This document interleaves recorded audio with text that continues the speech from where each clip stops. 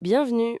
Aujourd'hui, on se penche sur un sujet très pratique, l'entretien du ballon d'eau chaude, et plus spécifiquement le détartrage. C'est particulièrement pertinent ici à Lausanne, n'est-ce pas, à cause de l'eau qui est assez calcaire.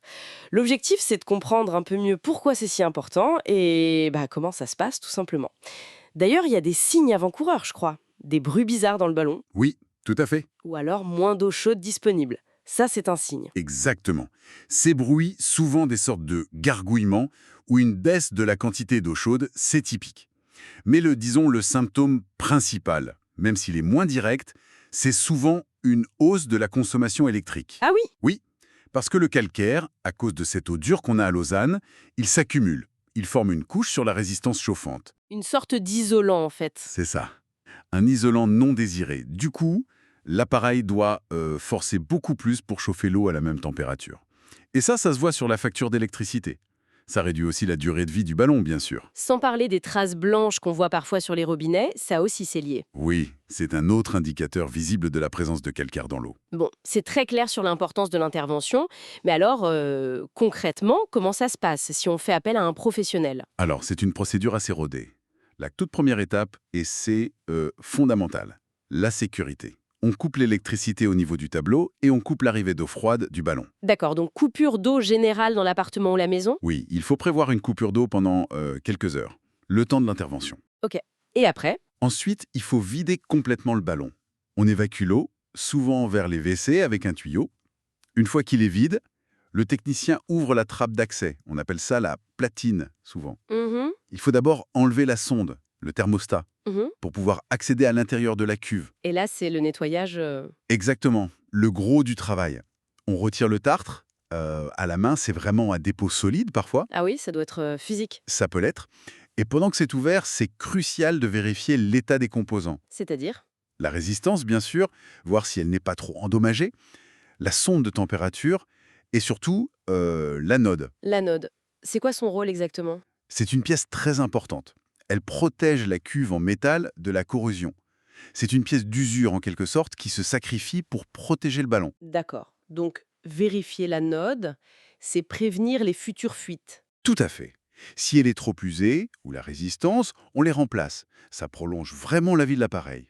Logique. Et une fois tout nettoyé et vérifié, On nettoie bien les bords de l'ouverture pour l'étanchéité, on met un joint neuf, c'est important, puis on remonte la trappe, la platine, on remplit la cuve doucement, on remet l'eau, puis l'électricité, et on lance un cycle de chauffe. et on vérifie que tout va bien. Oui, on vérifie qu'il n'y a aucune fuite, que ça chauffe correctement, on règle aussi le thermostat si besoin, selon les habitudes des occupants. D'accord. Le processus est clair. Venons-en aux questions un peu plus pratiques. La fréquence, par exemple. À Lausanne, avec cette eau calcaire, c'est tous les combien? Alors, la recommandation générale, c'est tous les 3 ans maximum.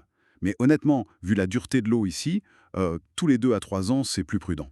Plutôt 2 ans, donc, pour être tranquille. Disons que ça évite que le tartre ne s'accumule trop et que la surconsommation électrique devienne significative. Et combien de temps ça prend, cette intervention? Il faut bloquer une demi-journée? Oui, c'est ça. Entre 2 et 4 heures en général. Ça dépend de la taille du ballon et de combien de tartes il y a dedans. Et la question du budget, ça coûte combien environ? Pour un ballon standard, disons autour de 300 litres, les sources qu'on a consultées indiquent une fourchette entre 370 et 500 francs suisses. D'accord. C'est un coût, mais il faut le voir comme un investissement. Ça évite des factures d'électricité plus élevées et, potentiellement, un remplacement complet du ballon qui coûte bien plus cher. Un devis gratuit, c'est possible en général? Oui, la plupart des entreprises sérieuses proposent un devis gratuit pour évaluer la situation précise. Et juste pour confirmer, ce service de détartrage, ça couvre bien toute la région lausannoise. On parlait de Séboyon, Malais, centre-ville. Oui, oui, les informations montrent une couverture assez large sur Lausanne et ses environs, avec une disponibilité souvent annoncée comme 24/7 pour les urgences, même si un détartrage se planifie plus tôt. Parfait. Donc, pour résumer un peu, ce détartrage régulier, c'est vraiment pas un luxe, surtout ici. C'est une action préventive clé. Ça maintient l'efficacité énergétique, ça prévient les pannes désagréables et ça fait durer le matériel plus longtemps. C'est la réponse directe au bruit et au manque d'eau chaude dont on parlait au début. Donc, le message, c'est soyez attentifs. À la facture d'électricité qui grimpe sans raison apparente, au bruit inhabituel, à la quantité d'eau chaude qui diminue, ou même à ces traces blanches. Exactement. Ce sont des signaux qu'il ne faut pas ignorer. Et Peut-être une dernière pensée pour aller plus loin. Si on prend conscience de l'impact direct du tartre sur notre consommation d'énergie pour l'eau chaude, comment est-ce que cette idée d'entretien préventif pourrait s'appliquer à d'autres domaines de notre consommation d'énergie à la maison? Ça ouvre une réflexion intéressante sur les économies d'énergie au quotidien, non? Absolument. Une excellente piste de réflexion pour finir. Merci beaucoup pour ces explications très claires. Avec plaisir.